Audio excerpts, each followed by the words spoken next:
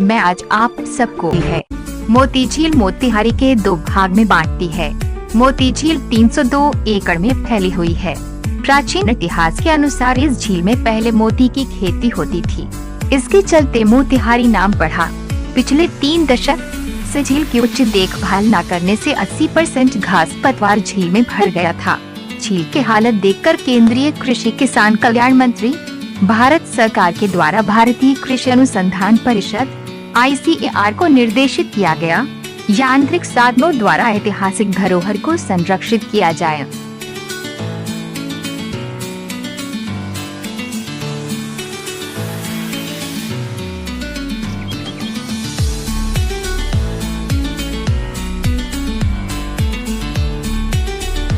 उसके बाद केंद्रीय कृषि किसान कल्याण मंत्री राधा मोहन सिंह के द्वारा 15 अप्रैल 2017 का शुभारंभ किया गया। इस झील को बिहार सरकार के द्वारा मछुआरा समुदाय को मछली की खेती करने के लिए दे दिया गया है। इससे बहुत मुनाफा होता है।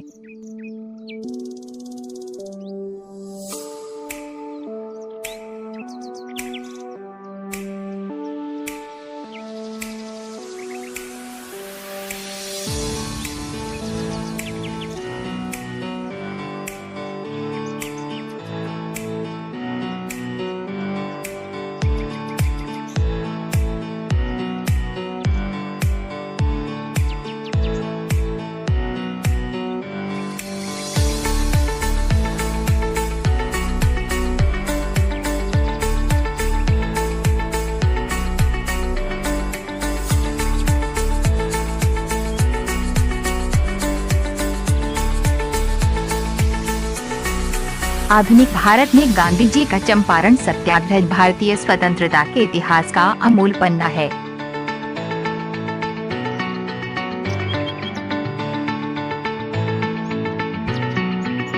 चलिए दोस्तों, अब आगे बढ़ते हैं। सत्याग्रह शताब्दी पार्क की ओर गांधी जी के संघर्ष को सम्मानित करने के लिए सत्याग्रह पार्क का नींव 13 अप्रैल 2013 को रखी गई थी। अब शहर के बीचों बीच 2 एकड़ में फैला हुआ है। सत्याग्रह शताब्दी पार्क का उद्घाटन सत्याग्रह आंदोलन 100 वर्ष पूर्ण होने के उपलक्ष्य में माननीय प्रधानमंत्री नरेंद्र दामोदर दास मोदी के द्वारा 10 अप्रैल 2017 को किया गया था।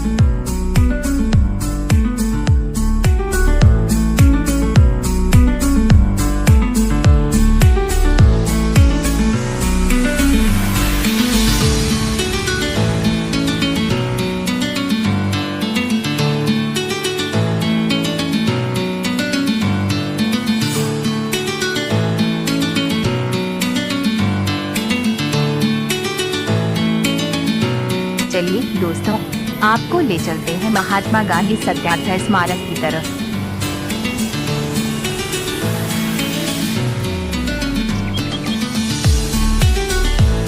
जब चंपारण में गांधी जी आए थे, तब जैसे दिखते थे उसी तरह उनकी प्रतिमा लगी हुई है। उनकी प्रतिमा के उद्घाटन 18 अप्रैल 1978 में किया गया था।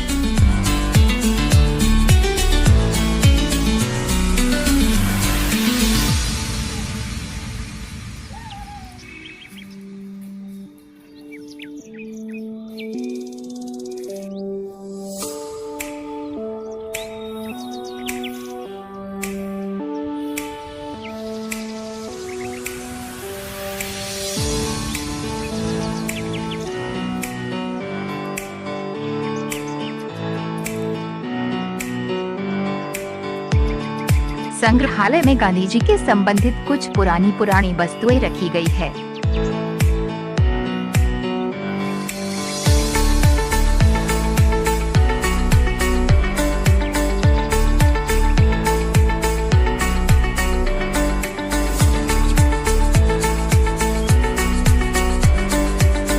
आधुनिक भारत में गांधी जी का चंपारण सत्याग्रह भारतीय स्वतंत्रता के इतिहास का अमूल पन्ना है। चंपारण के ही एक स्वतंत्रता सेनानी राजकुमार शुक्ल के बुलाने पर 10 अप्रैल 1917 को महात्मा गांधी मोतिहारी में पहला कदम रखा था। भारत में राजनीतिक आंदोलन की शुरुआत गांधी जी ने चंपारण से शुरू की थी। अंग्रेज जमींदारों द्वारा जबरन नील की खेती कराने का सर्वप्रथम विरोध महात्मा गांधी के नेतृत्व में यहाँ के स्थानीय लोगों द्वारा किया गया था। इस कारण से गांधी जी पर धारा 144 का उल्लंघन करने का मुकदमा यहाँ के स्थानीय कोर्ट में दर्ज हुआ था, जिस जगह पर उन्हें न्यायालय में पेश किया गया था। वहीं उनकी याद में 48 फीट की गांधी स्मारक के स्तंभ का निर्माण किया गया है।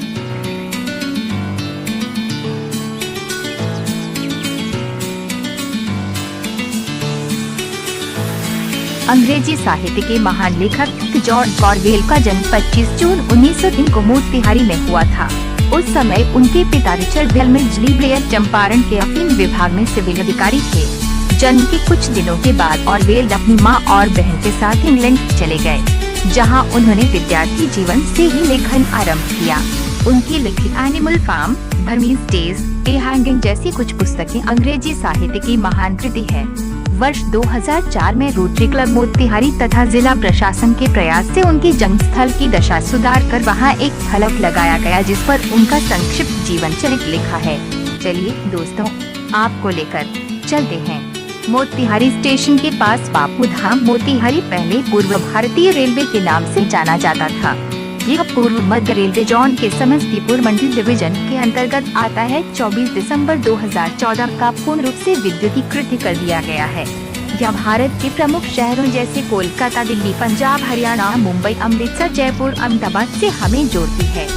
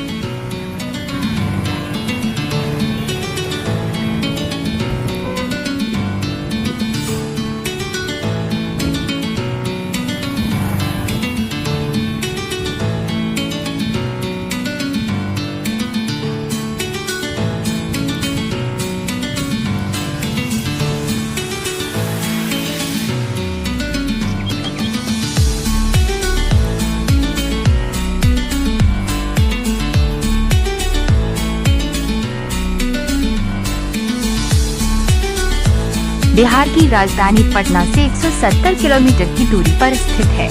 राष्ट्रीय राजमार्ग 28 से राजमार्ग 54, एशियाई राजमार्ग 42 शहर से होकर गुजरती है।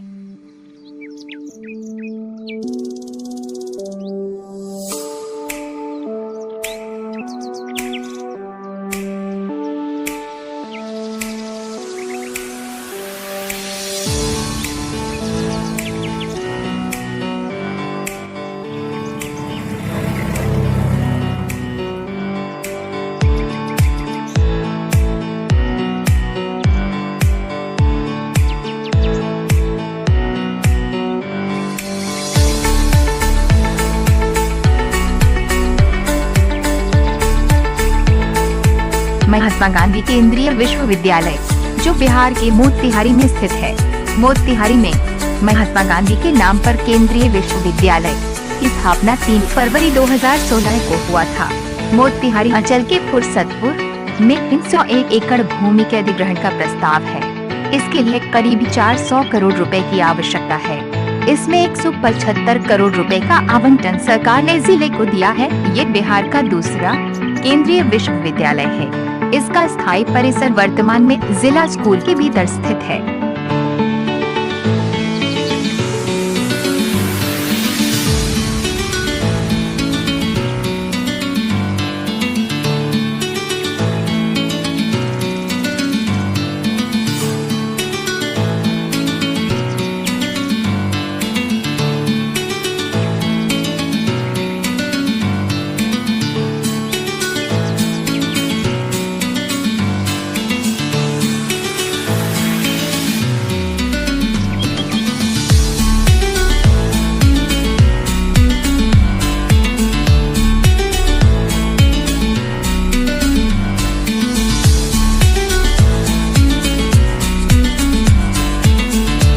सत्याग्रह आंदोलन के समय चंपारण में जब गांधी जी आए थे, जिले के सभी लोग गांधी जी के साथ जिस स्थान पर गांधी जी ने अपना उपदेश विचार प्रकट किए थे, हम उसे आज गांधी मैदान के नाम से जानते हैं।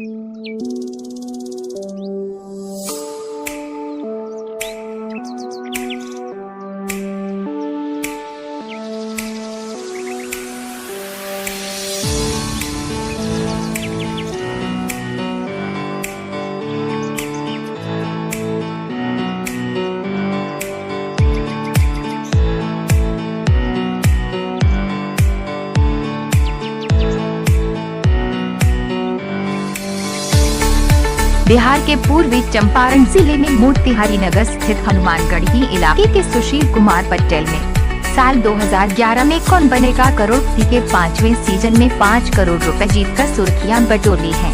इसके लिए शो के प्रस्तुतकर्ता अमिताभ बच्चन ने स्वयं सुशील की तारीफ की। सुशील की मां रेणु देवी कहती हैं, इतना खुशी कहियो न मिलल रहे, सब माता की कृपा बा।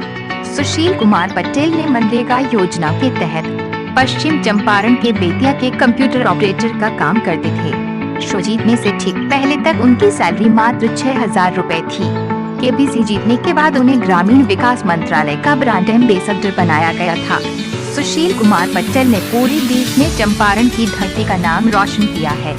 ये हम लोगों के लिए गौरव की बात है। मोतिहारी शहर से 28 किलोमीटर दूर दक्षिण में स्थित भगवान शिव का मंदिर, जो अरिराज में स्थित है, यह सोमेश्वर नाथ के नाम से जाना जाता है। यह बहुत प्रसिद्ध मंदिर है। श्रावणी मेले के समय उत्तर बिहार के हजारों की संख्या में भक्त भगवान शिव की जल चढ़ाने आते हैं। मोतिहारी से 35 किलोमीटर की दूरी पर स्थित केसरिया में विश्व के सबसे बड़ा बौद्ध स्तूप है। इसकी लंबाई 1400 फीट है। गंडक नदी के किनारे बसा है। इसकी ऊंचाई 51 फीट है। भगवान बुधवार को श्रीनगर जा रहे थे। वे एक दिन के लिए केसरिया में ठहरे थे। कुछ समय बाद सम्राट अशोक ने स्मरण के रूप में बौद्ध स्तूप का निर्माण करवाया था। इसके साथ 200 के करीब भगवान बुधवार की मूर्तियां स्थापित है। ले चलते हैं आपको विराट रामायण मंदिर की ओर, जो विश्व का सबसे बड़ा मंदिर है। अभी इस मंदिर का निर्माण कार्य चल रहा है। विराट रामायण मंदिर का निर्माण मोतिहारी जिला के कल्याणपुर ब्लॉक के कैथवलिया गांव में हो रहा है। ये मंदिर अंकोरवाट, मीनाक्षी मंदिरों से प्रेरित होकर बनाया जा रहा है। 13 नवंबर 2013 को बिहार के माननीय मुख्यमंत्री नीतीश कुमार के द्वारा इस मंदिर के प्रतिरूप को अनावरण किया गया था। ये मंदिर 200 एकड़ में फैली होगी। इसकी ऊंचाई 405 फीट होगी। पहले इसका नाम विराट अंकोरवाट मंदिर रखा गया था। बाद में सरकार द्वारा रोक के पश्चात इस मंदिर के नाम बदल दिया गया। तब विराट रामायण मंदिर रखा गया।